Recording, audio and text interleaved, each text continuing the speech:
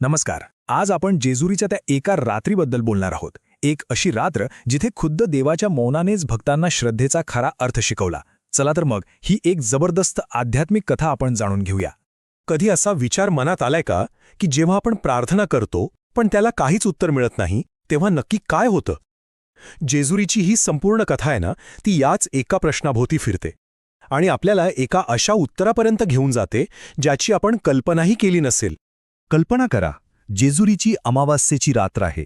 एकदम घनदाट अंधार, आकाश काळ्या कुट्ट ढगांनी भरलेलं, हवा अशी जड झालेली आणि त्यात भर म्हणून मंदिराचे दिवेसुद्धा सारखे विझतायत. म्हणजे वातावरणातच काहीतरी वेगळं, काहीतरी अशुभ घडणार असल्याची चाहूल लागली होती. आणि ह्या सगळ्या कथेच्या केंद्रस्थानी कोण आहेत तर आपले खंडोबा. लोकांची त्यांच्यावर इतकी अढळ श्रद्धा की खंडोबा म्हणजे असा देव जो भक्तांच्या प्रत्येक हाकेला धावून येतोच येतो. परिस्थिती कितीही वाईट असो, तलवारीच्या धारेवर सुद्धा खरी श्रद्धा कोणती हे ओळखणारा देव म्हणजे खंडोबा. तर त्या रात्री भक्त जमले होते. नुसते जमले नव्हते तर एकदम जल्लोषात आले होते. ढोल ताशांचा कडकडाट, सगळीकडे भंडाऱ्याची उधळण आणि प्रत्येकाच्या मनात एकच पक्की खात्री होती, आज आपला देव, आपला खंडोबा आपल्याला दर्शन देणारच. पण झालं काय, त्या रात्री काहीतरी अगदीच अनपेक्षित घडलं.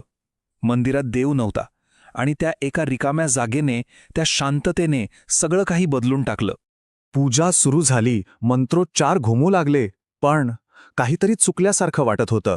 तो नेहमीचा घोड्यांच्या टापांचा आवाज नाही, तलवारीची ती खणखणाट नाहीच, आणि ती एक दैवी ऊर्जा जी नेहमी जाणवते ती तर पूर्णपणे गायब होती. आता सगळ्यांना कळून चुकलं होतं, खंडोबा तिथे नव्हते. आता सुरुवातीला जो गोंधळ होता, जी निराशा होती, तिचं रूपांतर हळूहळू रागात व्हायला लागलं.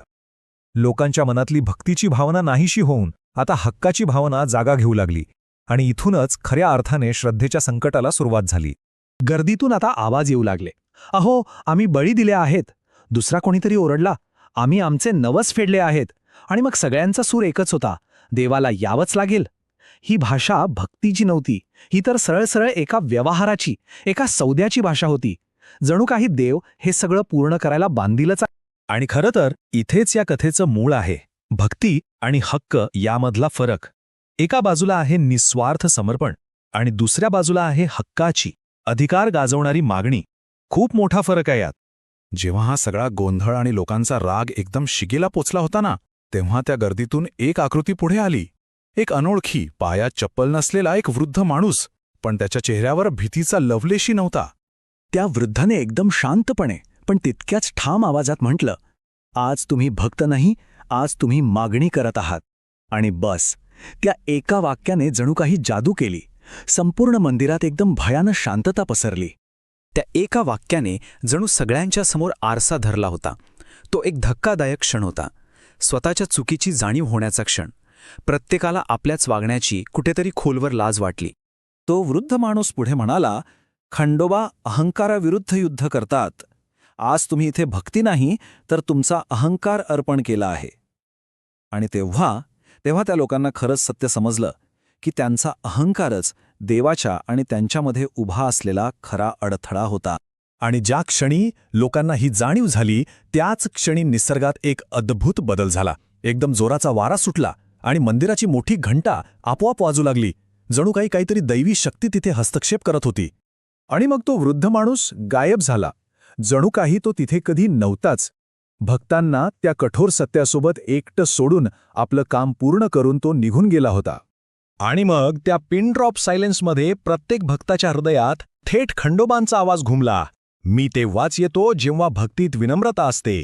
हाच तो अंतिम संदेश होता, थेट देवाकडून आलेला.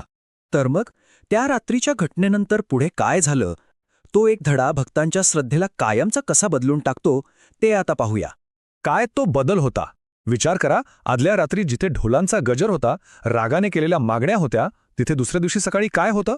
फक्त आणि फक्त निशब्द शांतता आणि विनम्रतेने झुकलेल्या माना. आणि त्याच विनम्रतेच्या क्षणी खंडोबा प्रकट झाले. पण ते एका योद्ध्याच्या रूपात नाही आले, तर एका रक्षकाच्या रूपात आले. जणू काही भक्तांच्या बदललेल्या हृदयाला साजेसं रूपच त्यांनी घेतलं होतं. तर मग या सगळ्या कथेतून आपल्याला काय शिकायला मिळतं? पहिली गोष्ट म्हणजे खरी भक्ती हा कधीच व्यवहार नसतो. दुसरी, की निस्वार्थ भावनेने केलेल्या प्रार्थनेला देव कधीच नकार देत नाही. आणि तिसरी, जी सगळ्यात महत्वाची आहे, ती म्हणजे कधीकधी देवाचं मौन सुद्धा एक खूप मोठा आणि शक्तिशाली धडा असू शकतो.